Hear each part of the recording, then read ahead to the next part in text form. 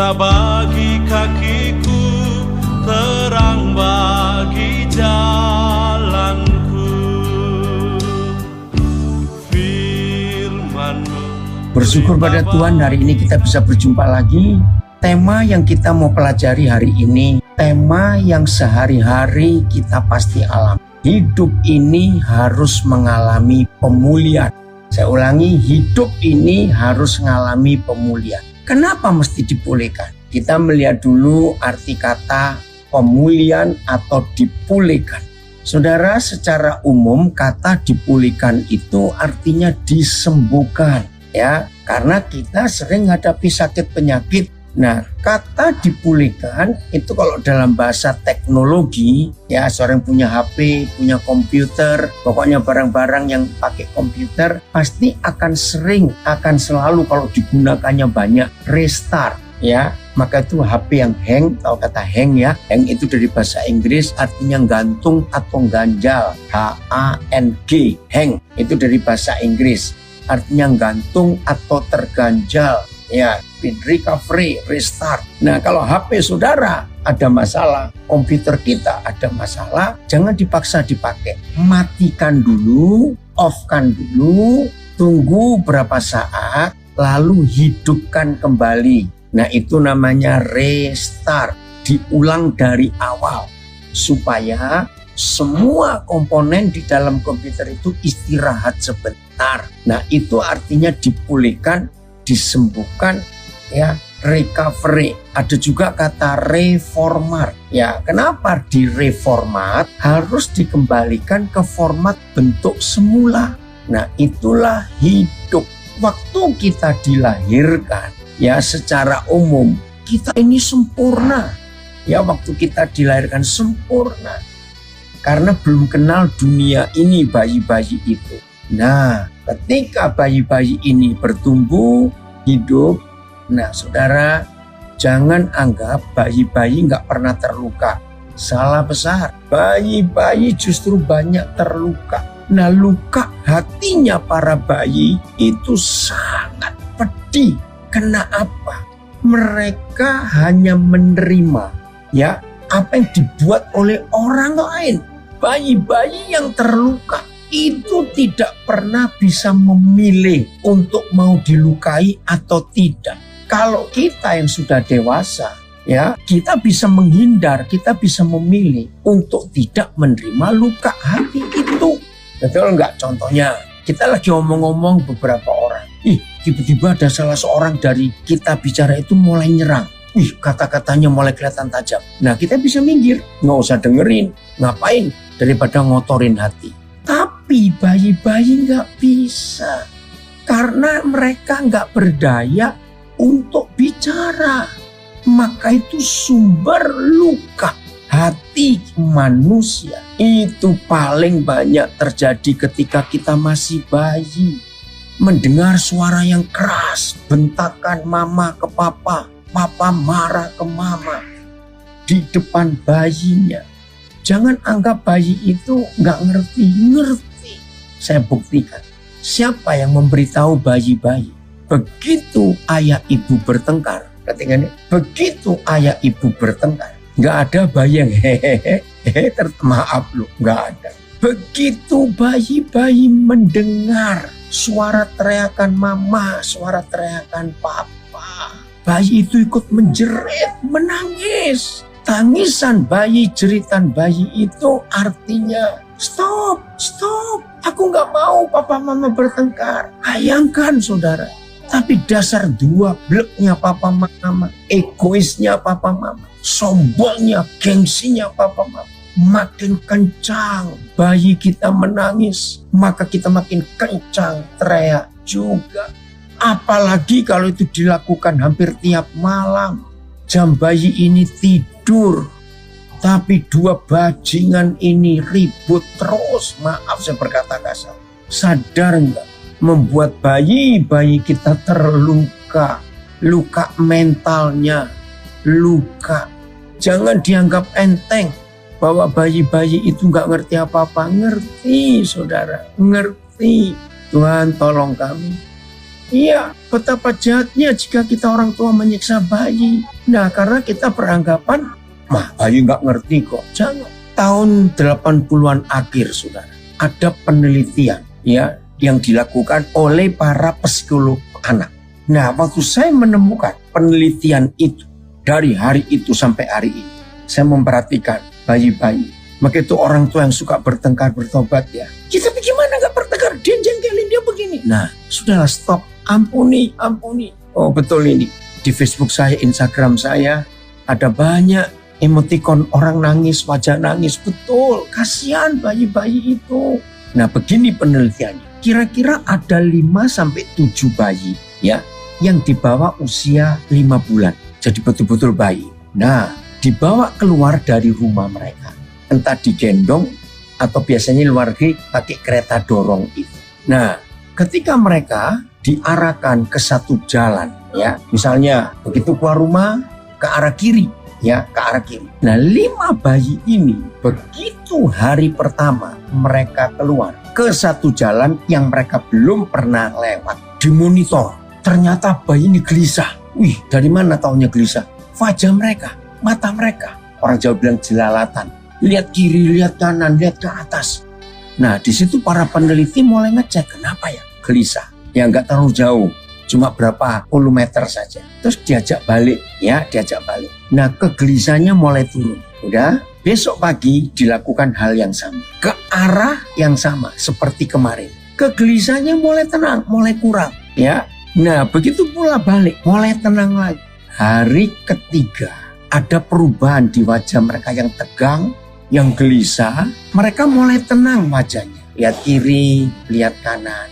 Nah, ini peneliti meneliti, kenapa ya? Kenapa bisa begitu? Mulai tenang. Hari keempat total tenang. Lihat kiri, lihat kanan. Sesekali mereka senyum. Tenang bayi ini di hari keempat. Hari kelima, begitu dibawa keluar rumah belok ke arah kiri, bayi-bayi itu mulai senyum. Nah, para peneliti meneliti, kenapa ya? Belum tahu. Hari ke-6 arah perjalanan dirubah. Misalnya ke arah kanan. Begitu berubah ke arah kanan, ini bayi-bayi ini gelisah dan tegang. Seperti hari pertama 6 hari yang lalu. Wih, matanya lihat kiri kanan, ke atas ke bawah. Wajahnya wajah tegang betul. Mereka lihat kiri kanan matanya. Sudah sekian puluh meter balik. Sama. Hari kedua rute yang sama ke kanan tadi. Masih gelisah, tapi sudah mulai menurun. Sekian puluh meter balik lagi, mulai tenang lagi. Nah, hari yang ketiga sudah mulai tenang. Lihat kiri, lihat kanan. Sudah mulai ada kelihatan senyum. Begitu pula pas balik lagi, mulai tenang. Hari keempat, para peneliti melihat wajah bayi ini nggak tegang sama sekali, bahkan mulai senyum. Hari kelima, mereka mulai cerah. Saudara dengar ya, ini penelitian. Saya bersyukur Tuhan tunjukkan saya sebuah penelitian itu. Nah, sayangnya sampai hari ini saya ini lupa. Itu buku apa, siapa penelitiannya, di negara mana. Tapi saya tahu bahwa itu fakta, itulah kebenaran. Saudara, maka para peneliti menggodok semua hasil rekaman kejiwaan bayi-bayi ini. Saya percepat karena waktu. Dengar ya para mama yang mengandung, penting sekali. Maka itu anak-anak yang masih anak-anak terus kalian menikah karena free sex. Aduh, kasihan anak-anak kalian. Oh, Tuhan tolong kalian. Maka itu tolonglah papa mama, ayo kita menjaga anak-anak. Begini hasil penelitian. Ternyata bayi-bayi itu memperhatikan warna. Catat ini, warna. Jadi hari pertama mereka keluar ke arah kiri, misalnya di sebelah kiri mereka lihat ada gedung warna biru, di sebelah kanan lihat gedung warna putih misalnya. Maju lagi gedungnya berubah warna hijau, lihat kanan lagi, kok ada warna merah lagi. Sepanjang perjalanan itu, karena bayi-bayi ini belum pernah lewat daerah itu, maka itu mereka anggap asing. Aku di mana ya? Aku mau dibawa kemana ini? Ini tempat apa ini? Kan nggak tahu, dan mereka nggak bisa ngomong. Ini loh, kalau kita jahat, kejam, menyiksa bayi-bayi. Nah, waktu jalan balik, rekaman masih ada. Oh yang tadi warna ini sebelah situ, warna itu sebelah kanan, warna ini sebelah gini. Nah besok rekaman itu sudah tersimpan di memori para bayi itu. Begitu besok hari kedua diajak keluar, oh ya warna merah sebelah kiri, sebelah kanan ada warna putih, lalu warna biru. Nah bayi itu mulai mikir, oh aku ingat kemarin lewat sini. Begitu pula baliknya. Hari ketiga diajak keluar lagi ke rute yang ke arah yang sama. Mulai tenang. Oh aku sudah tahu. Aku sudah familiar, aku tahu. Nah belajar melihat bayi-bayi ini. Nah ketika hari keempat bayi-bayi sudah dibawa lagi rute yang sama. Kenapa enggak ada kegelisahan? Kenapa di wajah mereka ada kecerahan? Karena mereka sudah hafal. Oh sudah berapa hari ini aku lewat sini. Saudara, luar biasa. Maka itu setelah kurang lebih seminggu dibuat rute yang sama, maka mereka mulai senyum-senyum. Nggak asing lagi tempat ini. Kemarin-kemarin aku sudah lewat sini. Tapi begitu minggu depannya diubah arahnya, mereka panik lagi.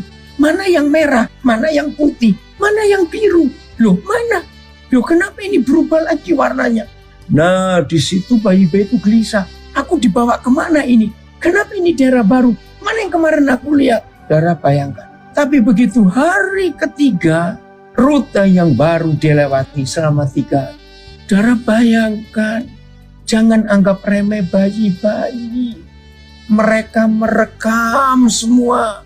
Lewat mata mereka. Lewat telinga mereka. Lewat pikiran mereka. Lewat hati mereka, yang kita lakukan, yang kita katakan, yang kita nyanyikan, yang kita ucapkan. Bayi-bayi itu merekam semua. Ini yang kita harus tahu. Jangan remehkan bayi. Bayangkan, sampai umur 1 tahun pun anak-anak itu nggak berdaya. Saya ulangi, sampai umur 1 tahun pun anak-anak itu tidak berdaya. Mereka nggak bisa melawan, mereka nggak bisa memilih, mereka nggak bisa. Ayo kita renungkan firman ini supaya tidak ada seorang pun di antara kita menganggap remeh. Nah, maka itu kenapa tema kita hari ini, hidup ini harus wajib dipulihkan ya setiap hari dalam hidup kita. Setiap hari sudah pemulihan dalam hidup kita. Sehingga kita tidak akan pernah bisa menolak waktu kita masih bayi-bayi. Itu sebabnya kita harus belajar. Hampir tiap hari Tuhan itu mau memulihkan, menyembuhkan kita. Tuhan mau ya. Maka itu kita harus sabar dulu dalam hidup ini. Untuk kita menyadari bahwa jangan kita mau terluka dan jangan mau dilukai. Siap ya untuk itu. Maka itu Bapa di surga luar biasa dalam hidup ini. Menjaga kita, menolong kita. Nah sambil mendengar ini, maafkan saya. Siapapun juga kita, usia berapapun kita, kalau ada di antara kita sedang terluka, ayo semua kita belajar untuk itu. Nah, Bapa di surga selalu punya kesempatan untuk kita dipulihkan. Nah, masalahnya sekarang kita mau atau tidak untuk dipulihkan. Saya ulangi, masalahnya kita mau atau tidak untuk dipulihkan. Nah, ini masalahnya. Maaf saya beri tanda-tanda dulu, ciri-ciri dulu. Siapa yang perlu dipulihkan? Siapa yang perlu pemulihan?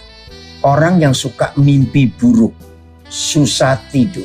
Ya, saya ulangi, orang yang suka mimpi buruk atau susah tidur harus mengalami pemulihan itu. 2. Orang yang susah mengampuni, nggak ada sulit. Kalau mau pasti Tuhan tolong. Kalau saudara berkata, aku kok sulit, maaf. Karena saudara tidak mau dipulihkan. Serius. Nah yang mendengar kebenaran ini, saudara rindu tapi kok tidak bisa. Jawabannya bukan sulit dan tidak bisa. Jawabannya karena saudara nggak mau. Masih mempertahankan sakit hati itu. Nah, dalam pengalaman saya, ternyata setan mengganggu orang-orang yang nggak mau dipulihkan. Maaf ya, saya harus ngomong langsung. Setan tidak mau melihat jiwa orang itu dipulihkan.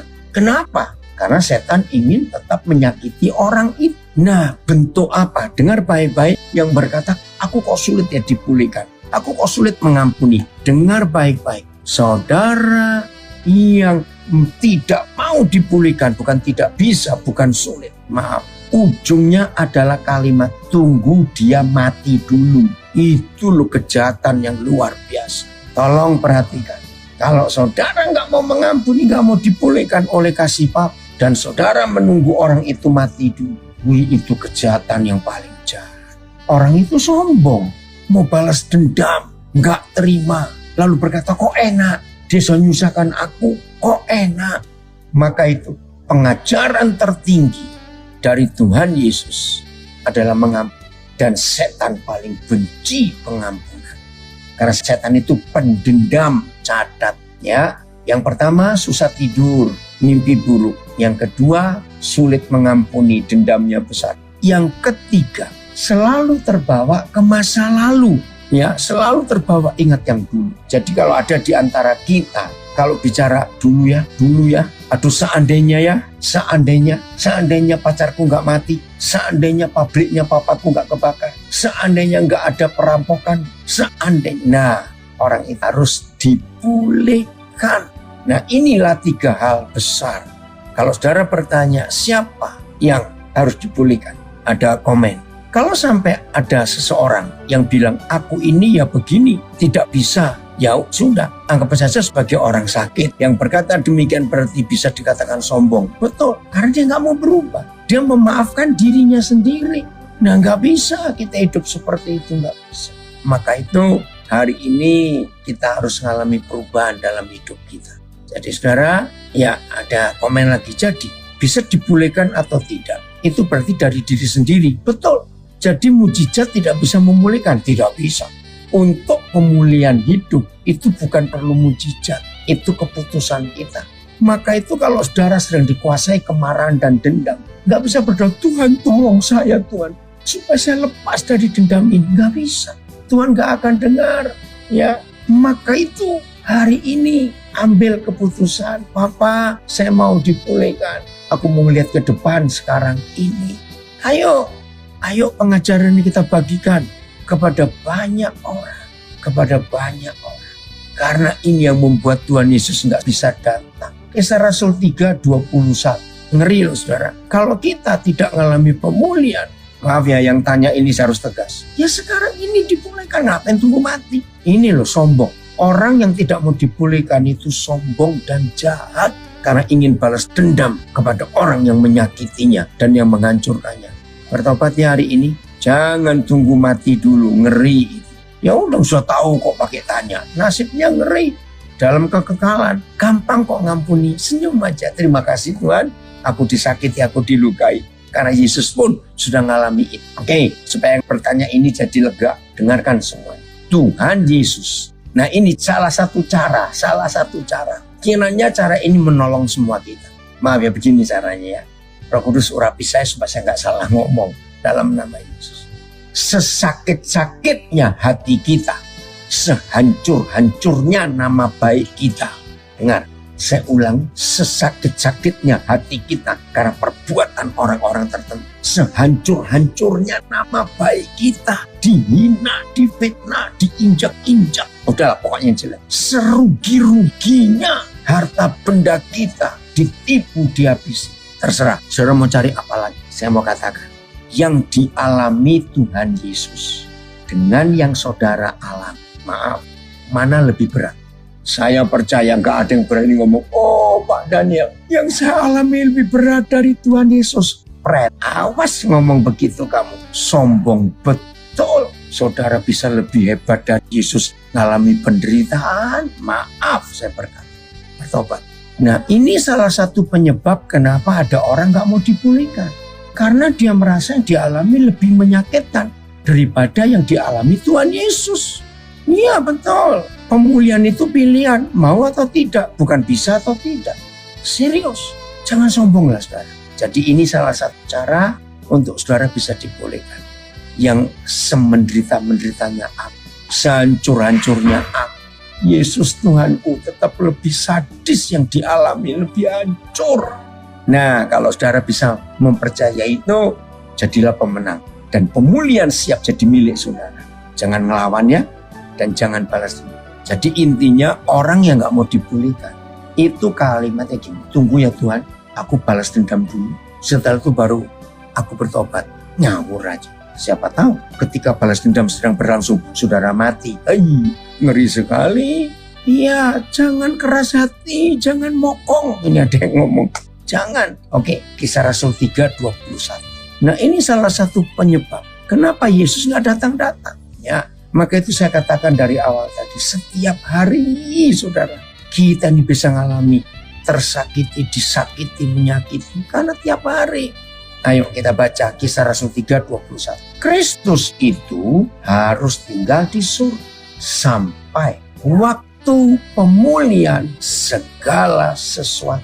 Lihat, sampai waktu pemulihan segala sesuatu. Seperti yang difirmankan Tuhan dengan perantaraan nabi-nabinya yang kudus di zaman dahulu. TSI-nya, saya langsung aja TSI ya. Ini sungguh-sungguh dahsyat, saudara. Hebat sekali Tuhan kita bisa seperti itu. Tetapi Yesus harus ya tinggal di surga sampai tiba waktu pemulihan. Dari berapa hal? Dari segala sesuatu. Saudara bayangkan, ini yang harus kita hadapi, yang kita harus alami dalam kehidupan ini. Sehingga kasih Tuhan itu bisa nyata dalam hidup kita. Keren ya kalau saudara mau mempercayai itu. Nah, karena itu tidak ada hal lain. Ya saya ulangi, karena itu tidak ada hal lain yang menghalangi pemulihan kalau saudara dan saya mau dipulihkan. Oke, sekarang kita bahas dulu ayat. Saudara perhatikan kata harus. Kata harus. Mengapa setan tidak pernah menghalangi orang beribadah? Catat ya, kenapa setan nggak menghalangi orang beribadah? Lihat selama pandemi 2020-2021, habis-habisan itu. Ibadah nggak bisa ya. Semua agama nggak cuma kita. Tapi orang tetap beribadah via online. Doa puasa bisa dilakukan. Kelompok-kelompok baca Alkitab, ada. Sekolah-sekolah teologi, ada. Setan nggak ngalang. Doa pagi, doa malam, pelayanan sana, pelayanan sini, setan nggak ngalang. Tapi tolong perhatikan Kisah Rasul 3:21. Satu yang setan halangi, pemulihan segala sesuatu. Kenapa? Pemulihan segala sesuatu itu harus terjadi. Karena kalau pemulihan segala sesuatu tidak terjadi, ini loh yang ngeri kata harus. Kristus itu harus tinggal di surga.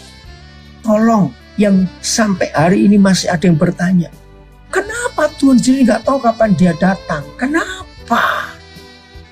Dengar, karena dia sendiri nggak tahu kapan datangnya. Loh kenapa? Kan dia Tuhan. Masa dia nggak tahu? Ya karena ayat ini. Tuhan Yesus itu datang. Bukan ditentukan oleh tanggal berapa, bulan berapa, tahun apa. Tidak. Menurut Kisah Rasul 3:21. Yesus itu datang hanya karena satu hal. Menurut ayat ini saja ya. Ada berapa yang lain? Kita nggak sempat. Saya ulangi. Yesus itu datang ke bumi. Balik lagi seperti janjinya. Waktu dia pertama kali naik. Dia itu datang kembali seperti janjinya. Kalau gereja sudah selesai melaksanakan pemulihan segala sesuatu, maka itu saya baca lagi. Kristus itu harus tinggal di surga sampai waktu pemulihan segala sesuatu. Ngerti enggak? Maka itu kenapa pemulihan itu paling dibenci oleh iblis. Sebab iblis tahu kalau nggak ada pemulihan, Tuhan Yesus nggak datang. Lalu apa jadinya kalau dia nggak balik, nggak datang? Ngeri, saudara. Hasilnya setan makin merajalela. Kita lihat 2 Tesalonika 2 ayat 9. Ini loh, maka itu kalau pemulihan tidak dikerjakan, Yesus nggak datang-datang. Kalau Tuhan Yesus nggak datang-datang, setannya makin merajalela. Ngeri sekali. Oke, 8 dulu ya. Pada waktu itulah si pendurhaka baru akan menyatakan diri. Tetapi Tuhan Yesus akan membunuhnya dengan nafas mulut. Dan ini yang dahsyat. Dan akan memusnahkannya kalau ia datang kembali. Ngerti saudara?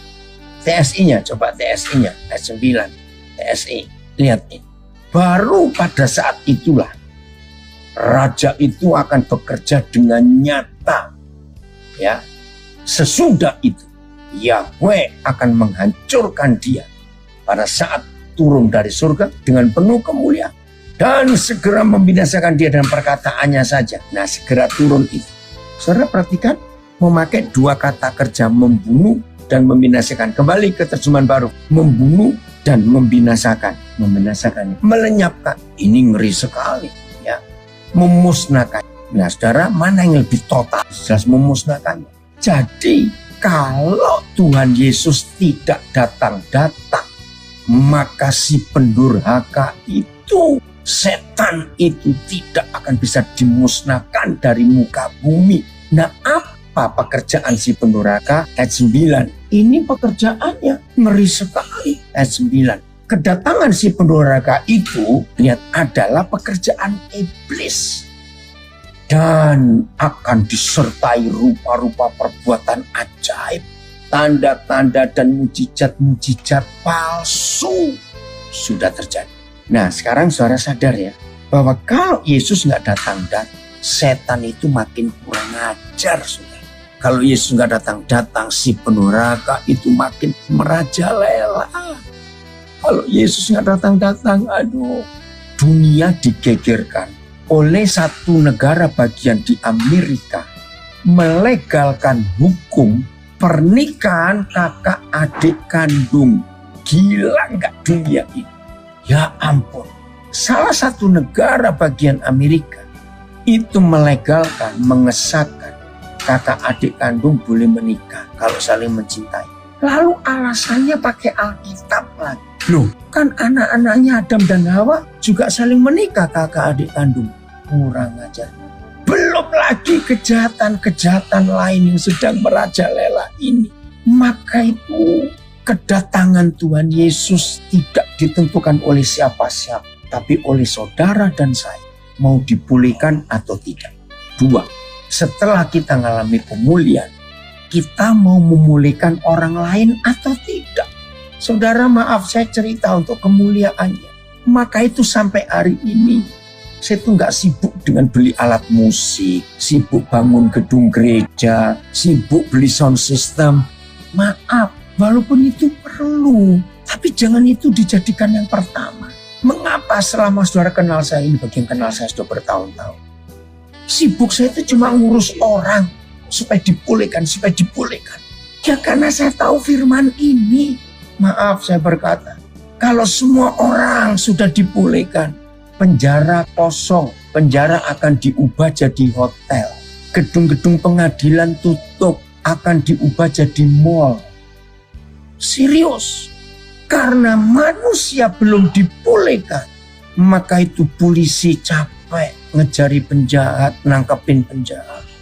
Narkoba laku keras, perjudian, kemabukan, free sex, dan sejenisnya. Saudara, luar biasa ngerinya, kurang ajarnya si setan itu. Saya ulangi ya, kalau Tuhan Yesus nggak datang-datang, setan makin kurang ajar dan merajalela, membunuh, merusak orang seenaknya. Ayo saudara, kita melihat fakta ini. Maka itu, maaf anak-anak saya warga binaan, dimanapun kalian berada nak, hari ini Papa mewakili orang tua kalian. Papa minta maaf. Papa tahu Salah satu penyebab kalian ada di penjara sekarang, maafkan. Salah satu penyebab kenapa kalian ada di tempat yang gak kalian sukai itu. Salah satu karena kelakuan kami, papa mamamu waktu kalian masih kecil, masih remaja. Tapi hari ini papa bicara pada kalian, maafkan kami, nak. Maafkan. Kami yang menjerumuskan kalian ada di situ hari ini, maaf. Ayo terima pengampunan siapapun kita. Dan ayo kita mengampuni siapa saja yang melupai kita. Ya, ada pertanyaan, betul. Apakah pemulihan itu juga perlu dengan hubungan dengan sesama, dengan berkomunitas? Betul. Karena kalau kita berkomunitas, punya fellowship, punya persaudaraan, itu akan menolong kita saling menyembuhkan dan saling disembuhkan. Betul sekali. Justru orang yang sudah dibolehkan, orang itu gampang bersekutu, berkomunitas, bersosialisasi dengan siapa saja. Kalau begitu saya tambah yang keempat. Yang perlu pemulihan adalah nomor 4. Kalau saudara nggak punya teman, itu perlu pemulihan. Aneh, orang hidup kok nggak punya teman. Monyet aja punya teman. Maaf saya. Masa orang nggak punya teman? Nggak lucu. Ayo kita berubah hari ini. Jadi yang perlu dibolehkan ada 4 ciri besar. 1, susah tidur, ya, mimpi buruk, sulit mengampuni, ya. Kalau ngomong yang dulu. Nah yang keempat ini nggak punya teman, harus ngalami pemulihan. Pemulihannya nggak perlu ke psikolog, bayar mahal nanti. Duduk aja sendiri dengan papa. Papa, saya mengampuni orang-orang yang melukai saya mengampuni yang merusak saya. Bahkan kalau ada di antara kita yang sudah pernah diperkosa, maaf. Ayo berubah mulai hari ini. Viral berapa hari yang lalu, ada seorang suami baru menguburkan istrinya yang dinikahi selama 15 tahun. Nah, suami ini sayang dia. Hidup keluarga mereka harmonis. Tapi terakhir si istri kena penyakit kanker dan akhirnya meninggal. Nah, waktu masih hidup, istrinya bilang, aku punya tempat rahasia. Kamu hanya boleh buka setelah pemakamanku. Suaminya, kamu tuh kok aneh-aneh sih? Sudahlah, pokoknya kamu hanya boleh buka setelah pemakaman. Nah, suami cuma pikir istrinya guyonan. Setelah pemakamannya hari ini, besok dia cari tempat rahasia itu ketemu. Saudara, ternyata ada buku harian yang dia, waktu saya baca itu, saya nggak bisa bicara apa. Ternyata 14 Mei 98 dia diperkosa oleh 5 pria waktu kerusuhan Mei Jakarta. Waktu itu orang tuanya di Amerika menghadiri wisuda kakaknya. Nah, saudara, dia menyimpan sakit hati, kekecewaan karena diperkosa oleh 5 orang. Hartanya dihabiskan. Ini orang Tionghoa. Dalam tulisan itu si istri berkata, tapi aku berterima kasih Tuhan berikan aku seorang suami sebaik engkau. Kalau aku salah menikah, mungkin aku lebih hancur. Walaupun aku tahu hidupku ini akan pendek, tapi aku cukup merasakan kasih sayang. Aduh saudara, waktu saya baca itu, saya kaget juga dapat itu. Nah ini loh, kalau sudah dipulihkan, hidup ini luar biasa. Maka kita ayo semua kita hari-hari ini bergerak dalam pemulihan. Maka itu, orang yang belum dipulihkan, itu nggak akan betah tinggal di komunitas. Maaf, orang yang belum dipulihkan, ketika pernah gabung di satu komunitas, dia pasti mental. Dan waktu dia mental keluar, alasannya banyak sekali. Biarkan dulu supaya dia selesai dengan dirinya sendiri. Baru dia bisa dipulihkan. Saudara, maka itu jangan biarkan setan terus merajalela seperti ini. Yang rekaman audio, ya, siap juga. Ayo semua kita jadi agen-agen pemulihan. Tetapi caranya kita dipulihkan lebih dulu. Saudara, dalam hidup ini indah. Sungguh, bagian terakhir ini saya mau meyakinkan, menegaskan. Mengalami pemulihan itu mudah. Maaf ya, saya pakai ilustrasi jorok. Karena ini gampang diingat. Dipulihkan itu semudah orang kentut. Maaf. Dipulihkan itu semudah orang bersin. Dipulihkan itu semudah orang ngupil. Buang kotoran hidung, maaf. Semudah itu, asal kita mau. Maaf ya, memang Untuk lepaskan kentut itu ada aturannya. Maaf, ya. Tahu aturannya? Saya nggak perlu jelaskan, ngerti semua. Tapi begitu sudah kita mau buang kan gampang. Maaf, nggak ada orang, ini yang umum ya, nggak ada orang mau kentut itu berjuang dulu. Nggak ada, kecuali ada penyakit, nggak bisa kentut, maaf. Ya, jadi nggak perlu perjuangan. Maaf, orang kentut, orang ngupil, orang bersin, itu nggak perlu ada perjuangan yang berat, sederhana. Lepaskan saja. Nah, seperti itu kalau saudara mau dipulihkan, datang aja kepada Papa. Papa, ini aku mengampuni orang-orang jahat itu. Aku mengampuni mereka yang merusak hidupku. Aku mengampuni mereka yang merugikan aku, membuat aku bangkrut. Aku mengampuni Papa. Terima kasih karena aku sudah diampuni oleh Papa. Itu saja pemulihan. Tidak susah. Ada komen dari Surabaya, dunia makin mengerikan, setan merajalela. Sebab itu kita harus segera dipulihkan untuk memulihkan orang lain juga supaya Yesus segera datang. Dari Tulungagung, mari kita dengan rendah hati siap dipulihkan dulu supaya kita bisa dipulihkan untuk memulihkan. Amin. Nah, ada yang komen, ya setelah mengampuni itu ada rasa lega sekali. Betul, lepaskan, nggak susah. Saya harap semua anak-anak saya, semua saudara yang sudah bertahun-tahun pengen dipulihkan tapi enggak, hari ini ngomong, Papa, ini aku.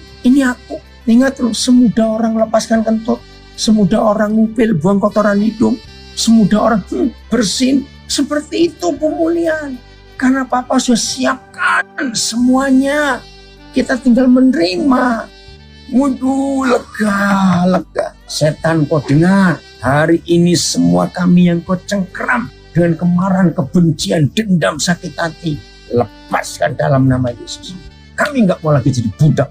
Kami nggak mau lagi jadi membermu, setan. Kami nggak mau jadi milikmu lagi. Kami mau bebas dalam nama Yesus. Terima kasih, Pak. Sesederhana itu mengampuni itu, saudara. Nggak ada yang sulit. Puji Tuhan. Ada yang berkata terima kasih Tuhan. Terus emotikonnya nangis. Betul, sudah selesai. Pasti selesai diatasi. Semua itu orang perlu pemulihan dalam hidup ini. Ya, ada yang komen, saya trauma, dilukai oleh suami dan ayah kandung dan papa mertua. Nah ini, seorang wanita dilukai 3 pria, papa kandung, suami dan papa mertua. Ngeri. Tapi hari ini, setelah dengar firman ini ya, saya belum kenal siapa saudara yang nulis ini, terimalah pengampunan. Walaupun berat, berkati suamimu, berkati papa kandungmu, berkati papa mertuamu, pasti boleh, legakan. Udah, oke gini aja, supaya saudara yakin. Tapi jangan sampai gunakan ayat ini untuk balas dendam.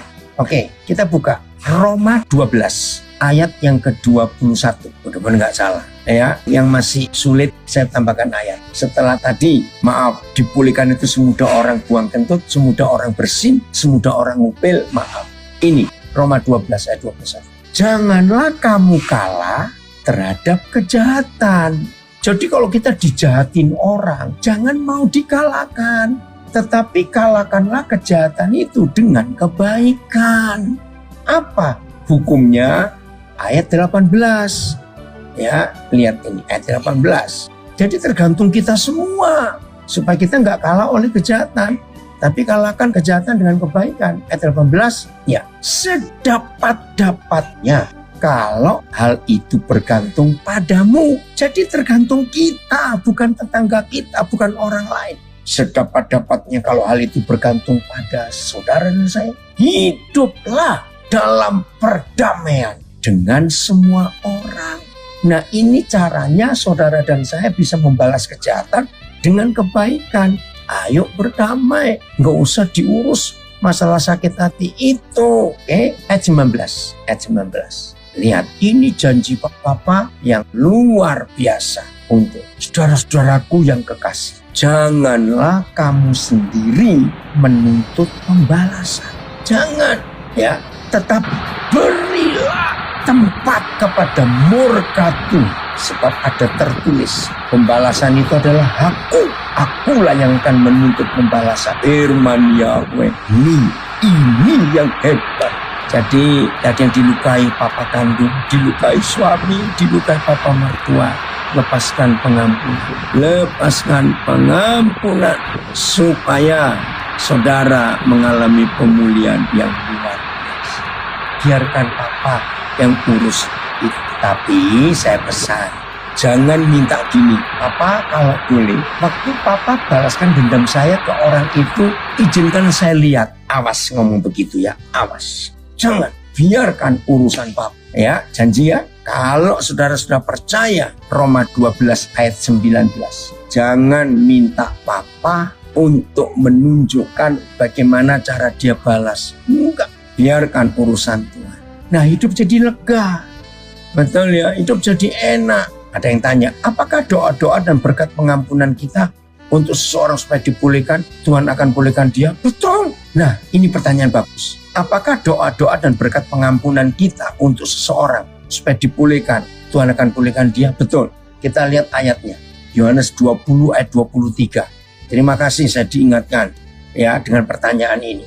Yohanes 20 ayat 23. Yohanes 20 23.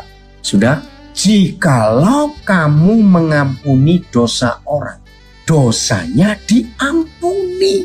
Jadi kalau saudara mendoakan musuh saudara, memberkati dan mohon pengampunan, maka musuh saudara juga diampuni oleh Tuhan. Tapi jangan jawab, oh, lah kok enak, kok dia yang diampuni, katanya dihukum. Nah itu berarti masih dendam. Maaf ya, jangan begitu. Jadi saudara, kalau kita mau percaya firman ini, maka kita bisa memberkati orang, memulihkan hidup. Maka itu saya tambahkan Matius 6 ayat 14-15. Jikalau kita mengampuni kesalahan orang, maka Bapamu yang di surga akan mengampuni kamu juga. Tapi jikalau kamu tidak mengampuni saudara yang bersalah pada kamu, maka kamu pun gak diampuni. Ngeri sekali. Mari masih kembali ke Yohanes 20-23. Lihat ini ujungnya saudara. Ujungnya mengerikan sekali. Yohanes 20-23. Kita lihat ujungnya. Dan jikalau kamu menyatakan dosa orang tetap ada, dosanya tetap ada. Ngeri. Maka itu kalau saudara tidak mengampuni, orang itu pun gak diampuni. Dan saudara juga pasti gak ikut diampuni. Jadi nyambung-nyambung terus. Ya, kiranya firman ini menolong kita semua. Maka itu saya katakan lagi, setan gak melarang orang ibadah, doa puasa, doa pagi, ikut pelajaran Alkitab, ikut kelompok baca Alkitab. Setan gak pernah pusing, sekolah teologi tetap ada. Ya, tapi yang setan tidak suka adalah kalau saudara tidak mau dipulihkan. Karena kalau kita tidak mau dipulihkan, berarti kita tidak bisa memulihkan orang lain. Nah, kalau orang lain gak bisa kita pulihkan, Yesus gak datang. Ngeri sekali dari Lampung. Tuhan sudah menetapkan hukum tabur tuai. Taburlah terus yang Tuhan inginkan. Semua akan kembali kepada kita. Betul. Indah ya, firman Tuhan ini. Wah, kalau semua kita dipulihkan hari ini. Anak-anak saya, anak-anak yang di semua warga binaan, ayo pulih. Kalian dipulihkan, semua kita dipulihkan. Gampang, itu seperti maaf buang kentut, seperti bersin, seperti maaf mupil. Gak susah, asal mau saja. Maka Papa akan bekerja luar biasa dalam hidup kita. Tuhan Yesus memberkati kita semua. Maka kalau semua kita dipulihkan, kita jadikan pemulihan, maka surga turun ke bumi. Dan bumi jadi seperti surga, gak ada penjara lagi, gak ada pengadilan lagi, semuanya selesai. Tuhan Yesus memberkati kita semua, nikmati pemulihan yang luar biasa dan gratis dari Papa di surga. Jangan lupa, gratis. Tuhan Yesus memberkati kita semua dan jadilah orang-orang yang dipakai oleh Tuhan. Amin.